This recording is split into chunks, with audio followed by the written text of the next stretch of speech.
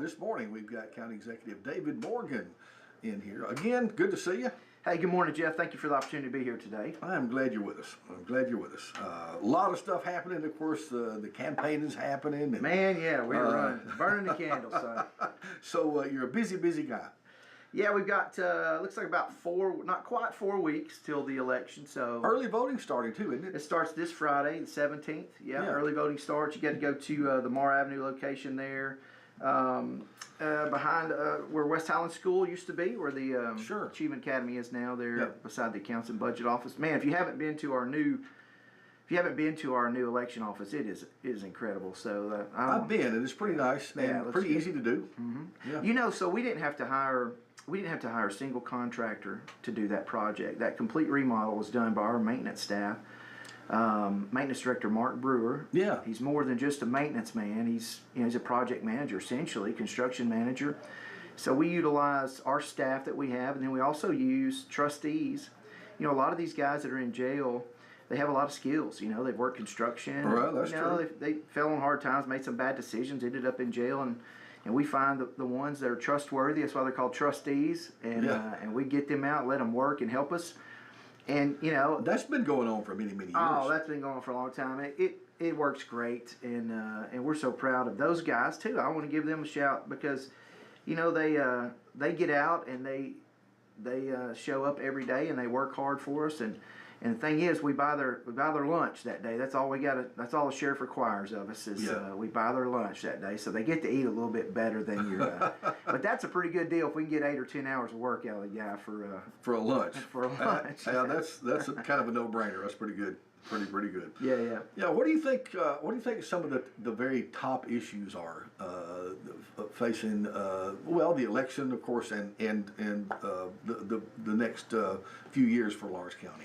Well, Jeff, growth is the challenge for us. You know, communities have to be growing or they're dying. There's just no neutral gear. As much as I want Lawrence County to stay the same forever, it's not possible. I can look back from my 47 years of living here, and it's not even close to what it was 15, 20 years ago. Right? Sure. So, no, it's not. Right. Change is inevitable, but growth is optional. And how we manage that growth really is going to dictate whether or not the change is progressive in the way that we want it to be. And we want to keep our identity. We want to keep our way of life. We want to keep who we are. We're an agriculture community, and we want to keep that in place.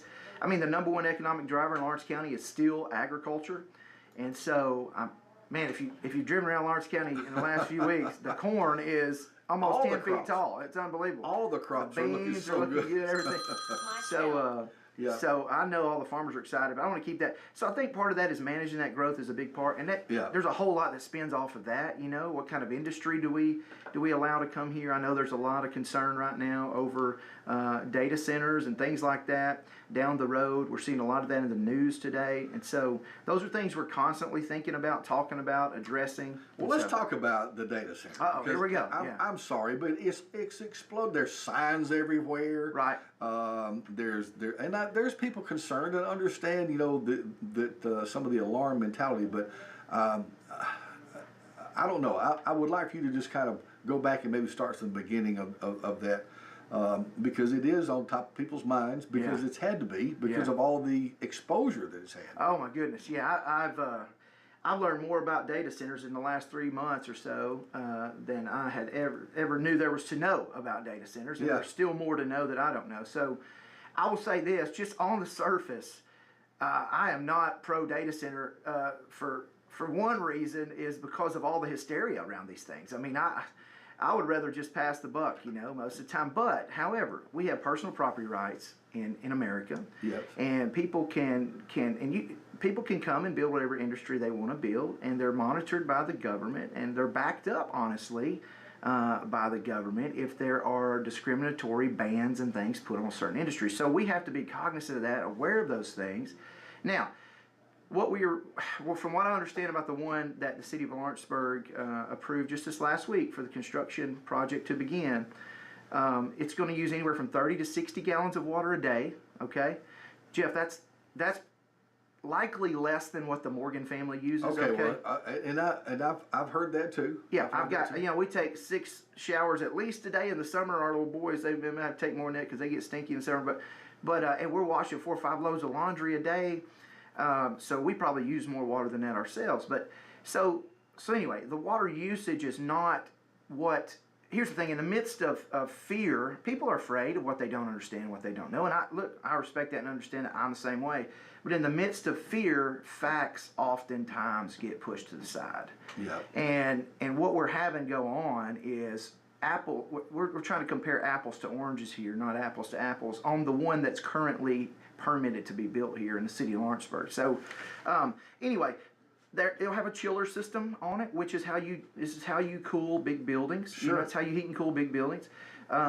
We have a chiller at the courthouse. We have a chiller at Lawrence County High School. We have a chiller at the hospital. Most of the industry have a chiller. Yeah, most industries have that, and they use water to circulate through that chiller, and they cool the water with refrigerant, which is different than how your house works, but it's essentially the same thing. They cool the water with refrigerant, and they pump that cold water back into the inside of the building and run it through the evaporator coil where the fan is, and it pushes the cold air off of the cold water. Right? Sure. And they recirculate that, and that does not.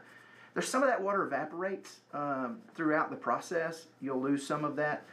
But overall, that water, so we're looking at about a 30,000 gallon fill up, okay, and that's less than than most swimming pools that people have. Right. You know, if you have a deep end in your swimming pool. So Yeah. anyway, and as far as the grid goes, as far as the power grid goes, this is going to use about 1% of our available power in Lawrence County. Like, I'm not talking about what's being used and then what's available. I'm talking about like what is actually available to be used that isn't being used. It's going to use about 1% of that capacity. So that is nothing that LUS is worried about. From what I've spoken with them, it's not something they're worried about on the water side. And then let's talk about the wastewater side. So yeah, they're going to be tied into the sewer system, but essentially it's just for bathrooms and things of that nature. There will be some maintenance work done from time to time on the chiller system, and there may be where they have to drain some water out of that and refill some. But that's typical of any chiller system. It happens everywhere. It happens everywhere. And so here's the thing. I think we have 3, maybe 4 plants in Lawrenceburg that have wastewater scrubber systems on them, cleaning systems on the wastewater. So essentially, the TDEC, Tennessee Department of Environment Conservation, who watches this stuff very closely, because that's what they do. Because, listen, contrary to popular belief, like, people that live in Tennessee don't want the water in Tennessee messed up. Like, I don't want the water messed up. I don't want things going on. So, and TDEC is a government entity that regulates and watches these things. So, TDEC, there's 3 to 4 plants, I think, that have a system where they have to clean their water before they put it back in the sewer system, and then they have to take samples of that and prove that it's meeting the certain specifications before it goes back in the sewer. And LUS signs off on that, and so does TDEC, and whoever else has to be involved in that environmental. Well, there have been some of the wildest accusations surrounding the data center of not just you, but almost anybody and everybody who's holding office right now. That they've been paid off, that they've been this, that, and the other. I mean, just totally wild So stuff. you use the word accusations, and I might have used that word 2 months ago, but now I'm just going to use outright lies and propaganda, right? Yes. So it is what it is, and again, people, this is election time, and you don't, unfortunately, you don't see the best of humanity during election season. You see the worst of humanity during election season, and it's kind of where we are in this season right now. Right. Yeah. So, but here's the thing. Number one accusation that was made, now I've clarified it 1,000 times, is that I approved a data center, which is, there's nothing further from the truth. So, again, it was a City of Lawrenceburg project. The City of Lawrenceburg has zoning and codes, and they have the proper platform with the building committee to approve or disapprove of zoning changes. We don't have zoning and codes in the county government. So let me just explain civics just for a minute. If it's a municipal government, which is a city government, you got Lawrenceburg, you got St. Joe, you got Loretto, you got Etheridge. They have their own mayors, they have their own city councils, they have their own set of laws within that city limits. The county government, legislative body, which is the commission, executive branch, which is my office, we do not have any jurisdiction or say in the affairs of those cities and what they pass and what they do. They don't have to ask our permission. They don't have to fill us in. Now, a lot of times there is communication between the two, but in this particular instance, there was no need for communication because it was inside the city limits. there would have been two reasons why it would have crossed my desk. If this company had asked for a tax abatement deal, which a lot of industry does, they say, hey, we're going to come here, we're going to invest $80 million. Right. Can you give us a break on our property taxes for the next 10 years or 20 years? It's a negotiating tool for them. Okay. So they didn't ask for that. Like Magna International got a tax abatement for 20 years, a 60-40 deal, so they're going to pay 40% of their property tax value for 20 years, and then we'll get the full 100% after that. All right, let me ask you a quick question about that. Can you just arbitrarily approve that? No, and I would say, I always say, well, sometimes you wish you had more say. The county executive, actually, if people might not understand this about the civics of Lawrence County, county executive has no vote in anything unless I'm presiding over a committee, and there's a tie in the committee. Yeah. So T.R. Williams told me, even as chairman of the commission for 8 years, he voted one time to break a tie in the commission. Yeah. There was a 9-9 vote, and he got to be the 10th vote to push it over the edge. Yeah. I'm not even the chairman of the commission, so I don't have a vote in the commission. I don't have a vote at all. All I have is influence. Right? So the data center that's being built or proposed is evidently going to happen. The county commission had no vote on it at all. Right. I'll defend all the commissioners. Like they didn't have a vote on it, right? Now, there's an economic development committee that hears kind of what's coming up and coming down the pipe. And I know back in November, I was in the committee meeting. I had to leave around halfway through the meeting because I was speaking at the Lions Club that night. But in the minutes, I went back and read the minutes, and toward the end of the minutes is when Egley mentioned the data center possibility coming, that there was a land deal trying to be worked out up there. That was back in November that it was first spoken. I mean, even my opponent was sitting through that whole meeting. And again, nobody sent off any alarms about it back then. Here's the deal. We get a lot of deals working in Lawrence County for industry. Since I've been in here, there's been hundreds and hundreds of companies looking to come here, but not every deal works out. And I usually don't get informed or get in the middle of a lot of that stuff throughout the deal. But when you see some finality type things happening, that's when they engage us more. And so, let's see, what was it, March? April 1st in the Chamber of Commerce board meeting, I was in there. I'm an ex officio on that board. That's the day Egley said, hey, look, land has been purchased now. So finally the land had been purchased to make this thing happen. And so I say it like this. A lot of times we get them to the altar, we get the ring put on their finger, and we never get them to kiss the bride kind of deal when it comes to industry, right? And so we never get them to take the bride home with them. And so a lot of times they bounce out. I've been a witness to that for many, many years, even on a real estate deal that I do. Even you think it's in the bag. You think it's going to. I've had closings to stop at the closing table because of some issue. But think about it when it's a multi-million-dollar, a multi-million-dollar decision from these companies. There's a lot of things that'll dictate them just pulling out the last second. So that happens for sometimes. So I was informed about it in that board meeting. And really didn't know anything about data centers prior to that. And forgive me for my naivete or lack of understanding. I just didn't know, and I've been learning a lot. And there's a lot to know about it, right? When I was in D.C. a few weeks ago, I talked to Senator Haggerty about it, talked to Scott Desjardins' office, and even Senator Blackburn, and their staffers in their offices asked questions because we are a vulnerable population. Here's the deal, Jeff. If a big multi-million-dollar, I'm talking billion-dollar company came in here and said, "Hey, we want to build a massive data center here, out in the outskirts of the county somewhere." Right. We don't have zoning or codes or anything like that. There's no. They don't have to ask anybody's permission to do stuff like that. Now, if a landowner wants to sell them the land, it's their prerogative to sell the land.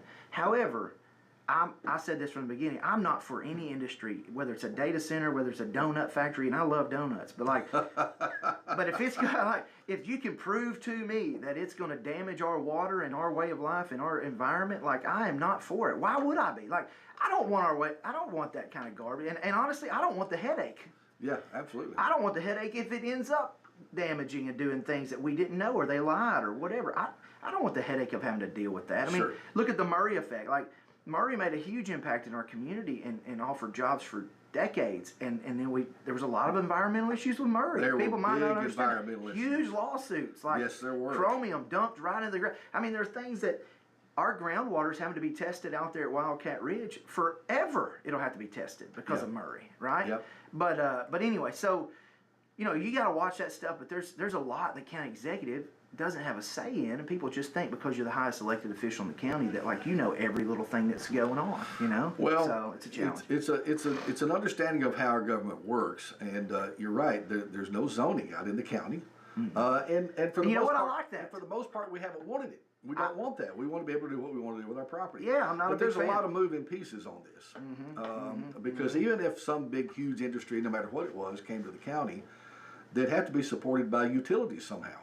Yes. And so you can't just, you could go out in the middle of Wayne County and want to build a huge, big plant or something. Well, it's still got to be supported somehow. You got to have a sewer plant. You got to have all kinds of stuff. You got to have a power plant. Yeah. The likelihood of that happening is not likely. Well, let me say, so these big mega data centers, they have to build their own power plants. Right. And when people talk about the noise, that's where most of the noise comes from, is these gas turbine power plants. So the turbine itself is not loud, but what's inside the plant, and it's being spun by steam, right? But but what's loud is the cooling towers. And here's the deal: I worked for Enron back in the late '90s, early 2000s. Yeah. A company called NEPCO was a construction company I worked for as an electrician. And in the summers during college, I would go and travel for 2 or 3 months, and I would work on some power. I know I spent a month and a half in Tulsa building gas turbine power plants. And so I've been on those construction sites. They're huge, they're massive. There's 700 something men on the site every day working. And my brother Mark and I were electricians on that job. But yes, those cooling towers, they're loud. They are. And where we built that one in Tulsa was out in the middle of nowhere on the Red River, and it wasn't in a residential area anywhere, or even close to commercial or industrial. So. Anyway, so those are the challenges of that. Now, the chances of them coming here, look, I believe I think we should kind of drop back and punt a little bit and do some environmental studies, look at these things a little deeper. This technology is really new, and it's been sprung on us quickly. Sure. There's a lot of other industry opportunities that we can have, and we're set up ready to go for that in Lawrence County. Absolutely. And so, I don't know. Again, though, here's the deal. It's personal property rights at the end of the day. Yeah. Look, Jeff, if somebody offers someone, for 1,000 acres, offers them $30,000 an acre, it's $30 million. Yeah.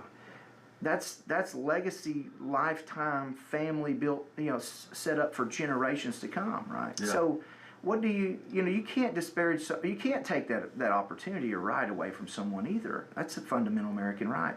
So there's a balance. We've got to look at, for the greater good of the community, what kind of common sense regulations do we look at and put in place? And we're doing that currently. And I've been talking, goodness, I started a committee when I came into office called Property Development and Codes Committee. And the reason why I started that was every 4 years the commission has to vote up or down on adopting state building codes. Yeah. Of course, they vote no every time, and I agree with them. We should vote no on that because that creates an expansion of government we don't want. Yeah. Permitting fees, all that kind of junk. I get it. There are people that come here. Of course, I'm in the real estate business, and I have people come from out of county. Right. They're used to all that. And they come and you don't have it, and they're shocked that we don't have zoning in the county. Yeah. And then they're also pleasantly surprised, and they're glad. They're thankful they don't have to go ask for a permit to build a doghouse, right? So there you go. And I agree with that. So well, let me go back to that committee. So I started that committee. As the chairman of the commission, you can implement new committees and all that kind of stuff. So I was the chairman my first year. Well, that particular committee was set up for the main reason was we had when I was campaigning, we had neighborhoods that have roads built in them with 10 or 15 houses on it, and the county's never adopted the roads. So people were like, why don't the county adopt these roads? And I said, well, I'll check it out. I get in there, I'll find out. Well, what I found out was the contractor that built the houses built the road, right, most of the time. Right. And he didn't build it to county specifications. Right. Ryan Crick has a certain very specific spec that he expects these roads to be built to if he's going to come back and adopt them. That gets ditches, proper ditches, that's the proper depth of substrate or whatever they put underneath there. Or proper curvature to the road so it'll drain. Then you got to put drain tiles in the driveways coming in. There's a lot of extra money. So all we have in place in Lawrence County is a piece of paper that Mr. Crick can take to this guy that's just building a random road out in the middle of his field. Right. He's going to build some houses on it. Say, hey, Mr. Contractor, sir, would you please spend 4 or 5 times the time and money on this road that you want to, so that when you sell all these houses, we can come back and adopt the road. Well, a lot of times that doesn't happen. Yeah. And so my doors getting knocked on, phone getting called, like what. So my purpose of building this committee was to address issues like that. Like, what are we going to do? We need some common sense. If you're going to build a little neighborhood and build houses on it and build a road that you want us to adopt, that the bus is going to go down someday, then you need to do that right? I think that makes common sense. Sure. Well, then another issue was, remember the orchard development in Summertown? I do remember. So that land was bought right as I was coming in, and everybody's worried to death. They're going to build 250 homes up here. There's no codes, no zoning, no regulation. Where's the water going to go? And those are real concerns. Like, Yeah. so we started talking about that in that committee. Like, and so here's what I put on it. I put commissioners on the committee. Put 3 commissioners on there, and then I put some farmers on there, because farmers need to have a voice at the table, because we're an agrarian culture here. And, Sure. And I put the president of Farm Bureau Board on there, Ernie Jones. I put John Rose on there. It was amazing for me to even get John Rose to be willing to serve on a committee. He's usually living in the field or in a tractor somewhere. But John Rose, the largest row cropper in Lawrence County, was on that committee with me. I added Justin Holt, who's a friend of mine, who's a civil engineer, who can look at what prospective plans are coming in or whatever and say, hey, this is good, bad, ugly, whatever. I had those 3 guys on there as experts from the community that would sit on that committee and would advise us and help us create policy that would be reasonable, right, and that would protect farmers. Because here's what would happen at the orchard. You get 250 homes, now you got 250 roofs, you got 250 driveways, you've got streets and roads built in there. Are the streets going to be built right? Is there proper drainage? And what happens is the farmer, which Delano Benefield's land borders that, he's a commissioner. Right. What happens is Delano's bottoms of his fields get washed out, because now you got water running off this neighborhood that was once a sponge, being wilderness and woods and Sure. cropland, a sponge to collect water. Now it's shedding water as fast as it can, and that causes problems with the neighbors. And so that's the reason why government exists. In those moments, we need some common sense. Sure. Laws in place. Makes sense. Right? Makes sense. So anyway, those good. Well, what happened? I did not become the chairman after the first year. I lost it by 1 vote, and I had done some house cleaning on some committees that first year in, and it cost me with some people, and there were few phone calls, few lies being told. Just to be honest with you, it's politics. I mean, a few lies were spread around. I had to threaten to one of my commissioners, with legal action if he kept lying in electioneering. You know what I mean, to move elections. So it was what it was, a little contentious. So I did lose it by 1 vote, but I found that to be a blessing, because about half the county executives in Tennessee do not chair the commissions. Here's what you get when you chair the commission as a county executive: you give up veto power. So I can't veto anything they do if I'm the chairman. You also give up your voice in the commission meetings. So if you're the chairman, you can't talk about the resolutions for or against. You can't try to push it. So since I haven't been the chairman, I can speak to any resolution. I can add, I can opine, and look, I do this full time, man. It's my job. I'm not always more informed on an issue, but a lot of times I'm just as informed as commissioners are, or maybe more informed, because I've been doing the research and doing the work, putting in the time. Well, the commissioners are certainly part-time. Yeah, they all are part-time. Yeah, they all put in a full. A lot of them put in. They put in a lot of hours. They don't get paid. They don't get paid enough money. And I'm thankful for the people that want to serve. Yeah, I'm thankful for the people who want to serve. I respect every one of them for being in the arena, right? But that committee, here's what I'm telling you: the new chairman, which is my current opponent, he deleted that committee because I had a big town hall meeting. People were upset. Oh, are you considering codes? I said, no, that's not what I'm considering. Are you considering zoning? No, that's not what I'm considering. So we had a big town hall meeting, and it actually went really well. And a lot of people that thought I was for all this government expansion realized I wasn't, but they realized, like I'm telling you now, there are certain issues we got to talk about. And I've never been afraid to have tough conversations face-to-face with anybody. And I think that's how you figure things out. You get in a room and you have conversations. You get absolutely. Done. So that committee got deleted. Well, lo and behold, now what'll be proposed to try to look at studying data centers and all the things is, guess what? A committee is coming back around to sit down and bring in experts to help us understand what data centers are or not, and then let the citizens have a say as well in that committee for the county. Let them be able to speak to the issue with their public comments and things of that nature. So, yeah, there's a 12-month, and I'm not against this. I think it's probably a good thing. There's a 12-month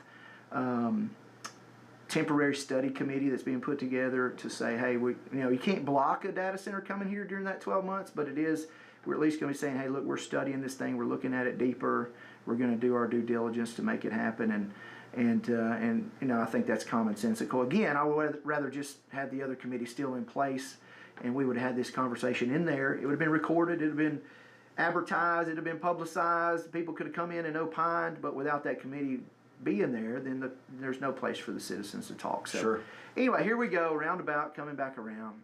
In government, lo and behold, things just kind of seem to come back around sometimes. They do. Necessity is the mother of invention, right? Yeah. What's some of the top of mind stuff for you as you move forward, buddy? Well, you asked earlier about what's big coming down the road for Lawrence County. Growth is huge, and how we manage that's important. But I mean, education is one of my biggest concerns, and it's been something I have done my level best to invest everything we possibly can from county government into our education system and help our schools improve not only facilities but programming and staffing and all those things. We've been able to put mental health counselors throughout our county to help our students who are dealing with some major mental health struggles and Jeff, it's a sad reality, but more kids are dealing with those things today than ever before. They are. Of course, it doesn't help social media, it doesn't help the bullying. Speaking of bullying, I've had my fair share of that going on. But hey, I'm used to that. I had 4 big brothers growing up, so bring it on. But so we've been able to do a lot of good things for education, and I'm looking forward to doing some more. We've got a lot of things in the works. We're looking at some new facilities, Summertown, build a gym there, a multi-use facility at Lawrence County High School, some tennis courts at Loretto.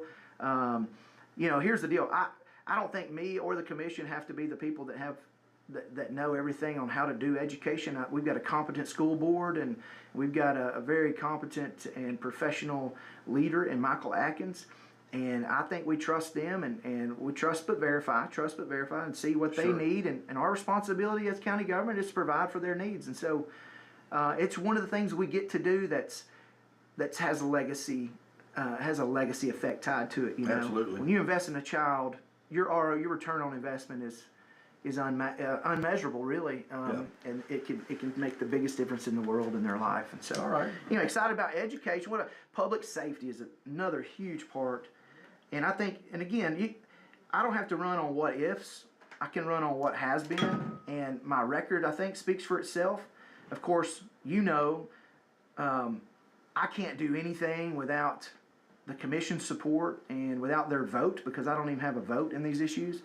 But what I do is I propose legislation, propose action, and we deliberate and talk about it, and they help me get that thing across the finish line. So, right.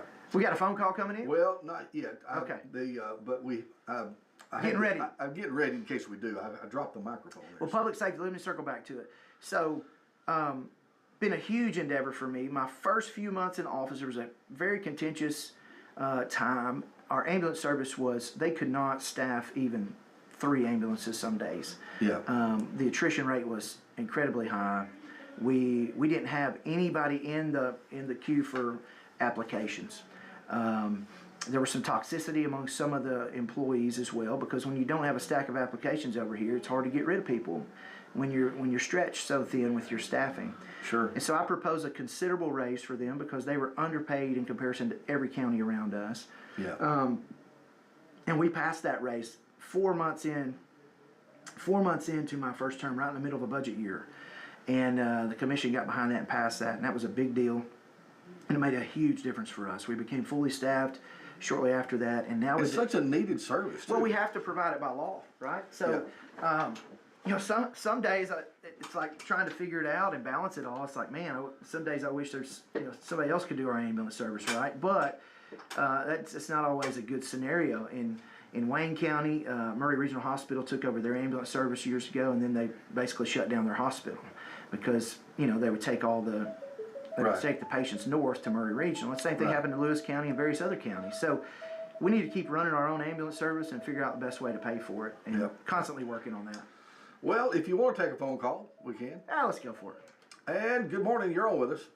Yes, one of the things they need to look at when they set this committee up is the First Amendment of the Constitution, and because there's a national movement as far as the data centers, it's not just about, and health is one of the things, and it has to do with the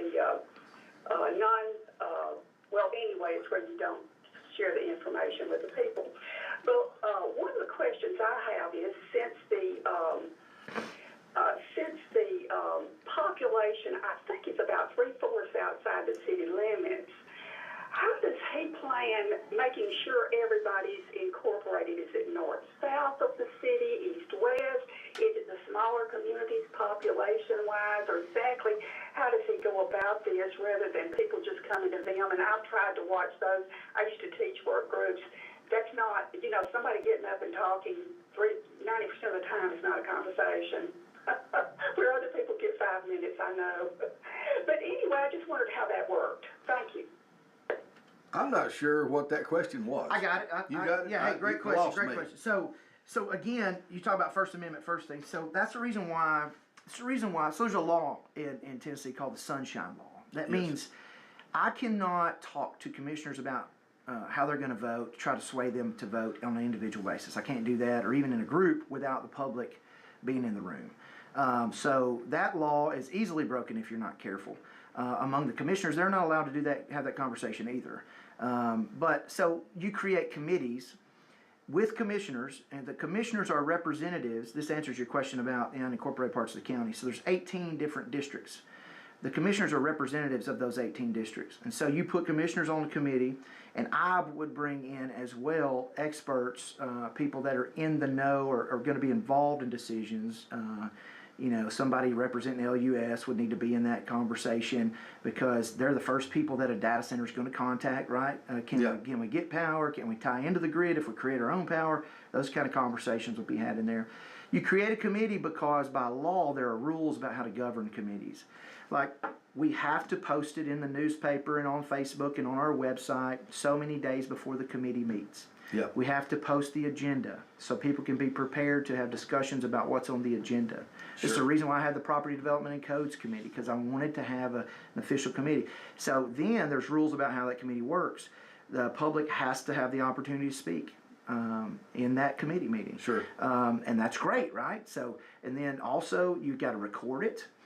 We now, since I've been in office and people talk about transparency, I proposed to the commission to adopt a program called Civics Plus, which actually makes everything we do way more transparent. It posts the minutes online. People can have access to those. People can have access to the videos from the meetings, where before we didn't have videos. We had minutes, but that was it. And you'd have to request them from the office and get them mailed to you or whatever, show up and pick them up. So now we're more transparent than we've ever been. Every discussion is online.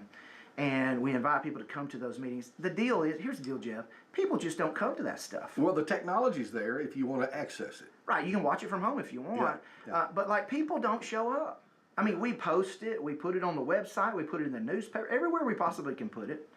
And people don't come to those meetings. And say there's a handful, there's 2 or 3. I'll tell you, one new guy that's moved here from up north, John Use Basic is his name. He's been at every committee meeting for the last year, I'd say. Yeah. And he's become somebody I trust. I like his opinion. Like, he's concerned. Like, he's involved. He comes, and we don't have a ton of them. We have 5 or 6 committee meetings every 2 months. Yeah. Well, I'm guilty. I don't know if I've ever attended any kind of committee meeting for the county, and I've barely ever watched any of the county commission meetings. Well, there was a lady that said something on Facebook the other day about, county government's just blowing money left and right and all this. And I invited her real kindly. I said, hey, why don't you come to our budget committee meeting next week? We're actually going to spend 4 hours at least, and we ended up having 2 4-hour meetings to get it done. We're going to spend 4 hours. We're going to walk through our budget, every line of our budget, every dime that we spend. We're going to walk through it, and I said, hey, if you have some recommendations on how we can save money in county government, I'd love for you to sit through those meetings and give us some input on that. Guess what? She didn't show up, right? So it's arduous work. Like it's a difficult task to balance all this out. But anyway, people they don't get involved till after. Hindsight's 20/20 for a lot of them, and they get involved after the hysteria and after the fear mongering has been done. People start, raising the red flags on things, and that's just human nature, isn't it? I mean, I've done that plenty in my life, but again, there are governing laws and rules to committees. That's why you have official committees to have things discussed. Sure. Yeah, Sure. yeah. Representation. That's it, and opportunity and transparency is very important, and I'm all about that. Listen, I've been advised by more than one person to quit responding to stuff on social media. But I feel an obligation sometimes, as a county executive, that if people are asking me a question and they're tagging my name, Yeah. they're citizens that just want to know. And so I'm going to answer that question. Sure. Some people, it's a private message to them, say, hey, I want to answer this privately, Right. Because, but a lot of times I get on there and of course, my friend, one friend's a PR person. You were a PR guy for DRM back in the day, I remember. Back in the day, yes. So PR person, and she's just like, David, we're going to stay off of Facebook, and I'm like, well, it is the modern day newspaper. It's the place to communicate.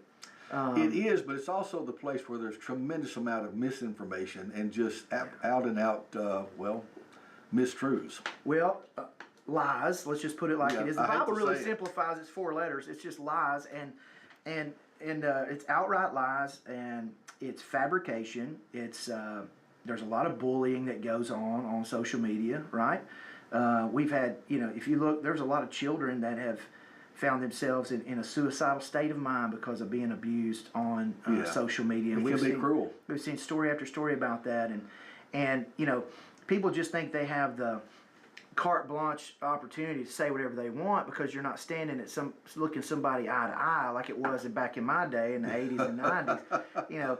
Eventually there was a line that you couldn't cross without consequence, and so I try to be as humble as I can on there. I try to be as thoughtful as I can. Not everybody knows the facts, and a lot of people are truly afraid of things. They sure are. Yeah. A lot of people live in constant fear, Jeff, and I just don't.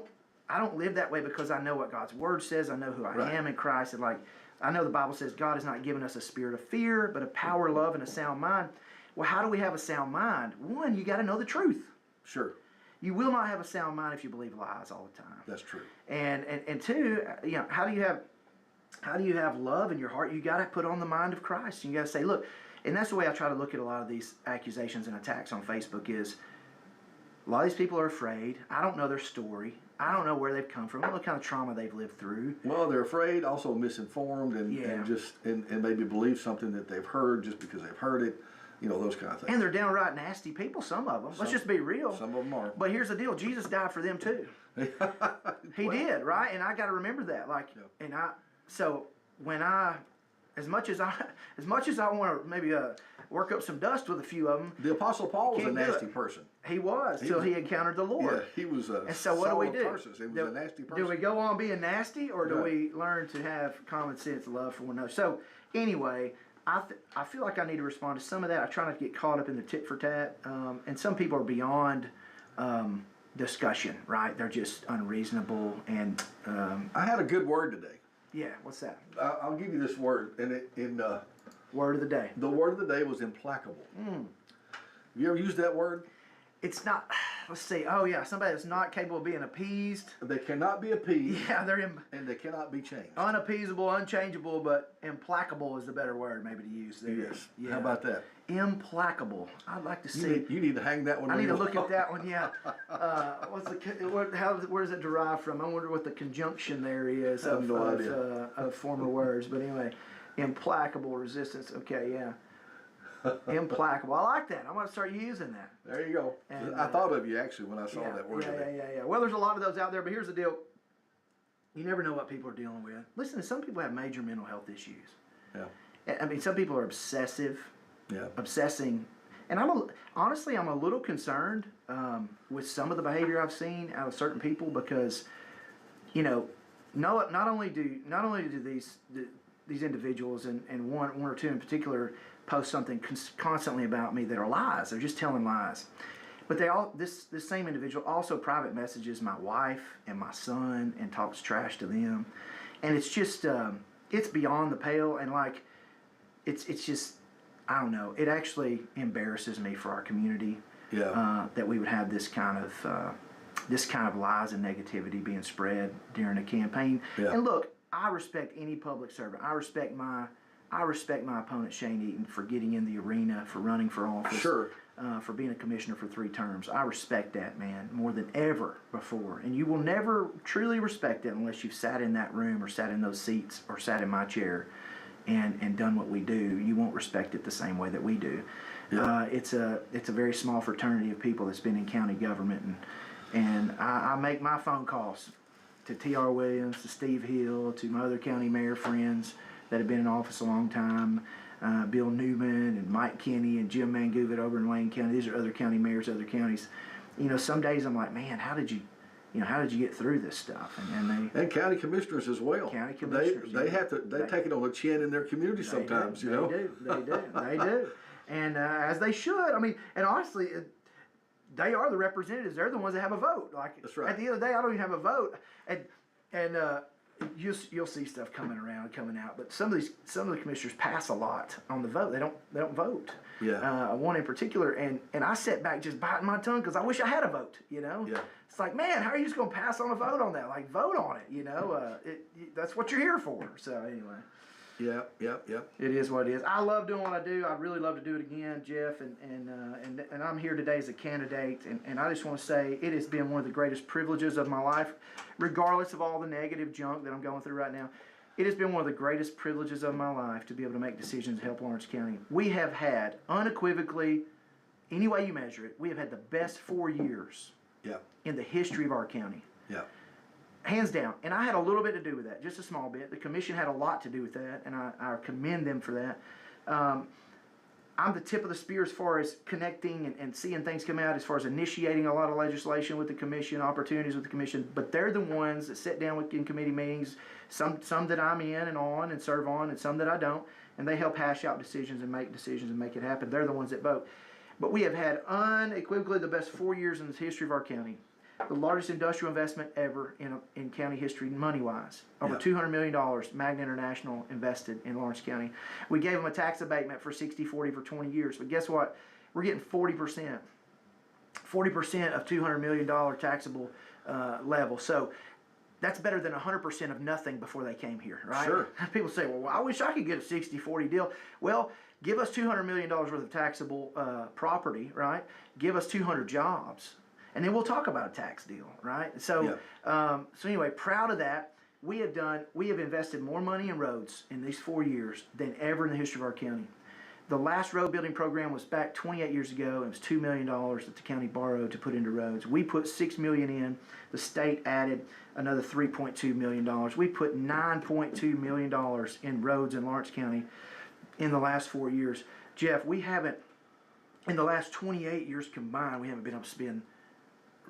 Essentially, we haven't been able to spend that kind of money on roads in our budget, right? Sure. So that's incredible. Ryan Crick has done an incredible job. His team is awesome. They're top notch, best in the state, in my opinion. And we're seeing improvements on our county roads. Let me dispel this fact too that people don't, or this rumor that people don't understand. City streets are not county roads. State highways are not county roads. So if you see a state highway sign on the road, it's a state highway. They're responsible for paving that road. Yeah. If it's a city street, Springer Road, let me just tell everybody, Springer Road is not a Lawrence County, it's not Ryan Crick's responsibility to pave and maintain Springer Road. It is in Lawrence County, but it is a city street. And because city governments can tax us too with property taxes, they are responsible for the streets inside the city limits. True story. I had a really close person in my life say something the other day about that. Well, these roads in Lawrenceburg are terrible. I don't know. I'm going to vote for that Crick guy again. I said, well, he's the only one you can vote for. He doesn't have an opponent. I said, but two, it's not his responsibility to maintain city streets. And so even the most informed people sometimes are uninformed on how things really work. And so roads have been huge. Public safety, let me just say, public safety has been probably the biggest budgetary thing we've been able to do. We've been able to fund our volunteer fire departments at an unprecedented level.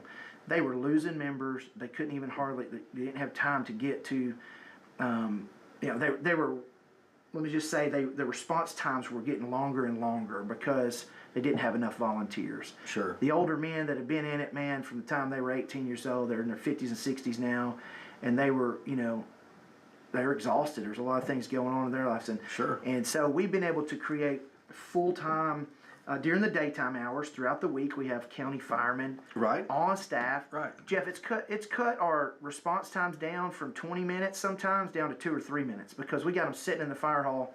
They jump in the truck. Boom, they're on the scene. Yeah. That's for car accidents. That's for lift assist out in the county. It's for fires. I mean, it's anything. A lot of EMR calls they do, emergency medical Right. response. And so, very proud of that. The sheriff's department. I don't know if they're fully staffed right now, but they have been in the last year and a couple different occasions. And I'm very proud of what they're doing and how we've been able to staff them. So again, monumental things have happened in our county. Unprecedented investment in education as well. Right. And in buildings, we gave them $12 million 2 years ago to do expansions and things that they needed to do. And you've seen a lot of that come to pass. Right. So, man, I could go on and on. I would say some big things I'm concerned about is how to protect farmland moving forward with the growth that we're seeing. I'm a farmer myself. I want to protect farmland, and I want my children to have the land we have, and I don't want it to be changed. I want it to look like it, with improvements, I want it to look like it does today, Okay. 40 years from now. So anyway, I could go on and on about all the plans and things we got laid out ahead of us, but it's been a great 4 years. Good deal. Good deal. Let's see. I was looking at, I just now pulled it up. We've had a few people that have Some text questions. from text in. Let's see.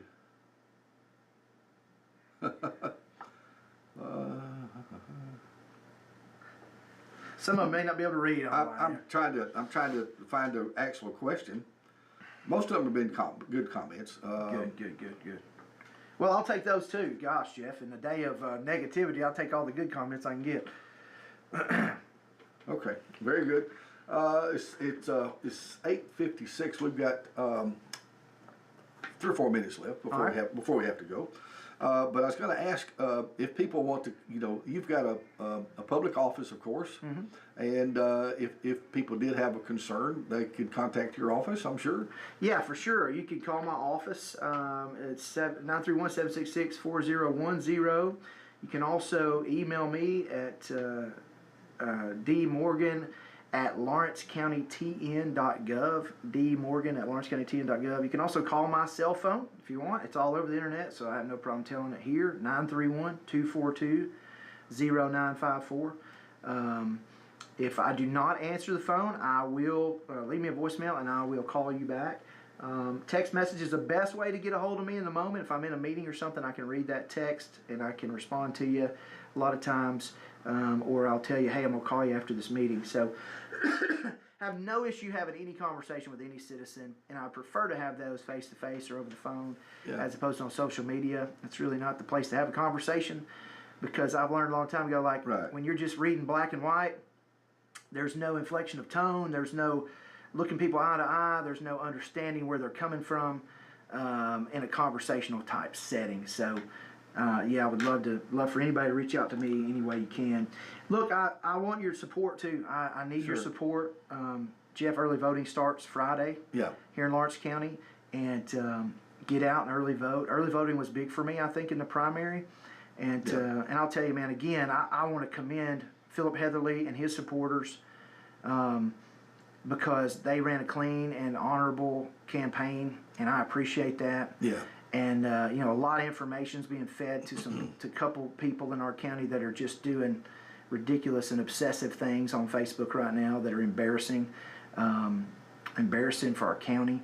And this has just gotten nasty and it's gotten ugly. And it doesn't have to be that way. Doesn't have to be that way. No. And I ask all my supporters, listen, let's be respectable and honorable. Let's be let's reflect Christ first and foremost. But we also speak truth to lies and put the truth out there. So you can't just retreat. You got to be on the front lines, but you don't have to be nasty about it. So, man, I'd love to be able to do this again, Jeff. And sometimes I question my own sanity.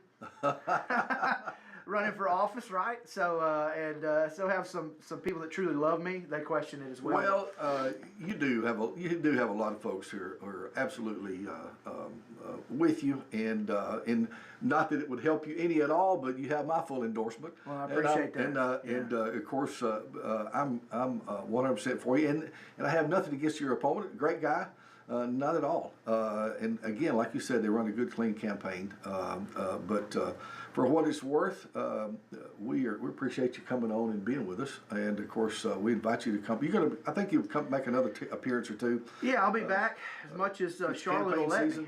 It's campaign season, and all that stuff. And of course, the door. And by the way, I should say the door is open to your opponent to buy space here too. So that is a true story. So yep. And we would treat him with the exact same respect as always. So, but anyway, David Morgan, of course, county executive and campaigning again for re-election.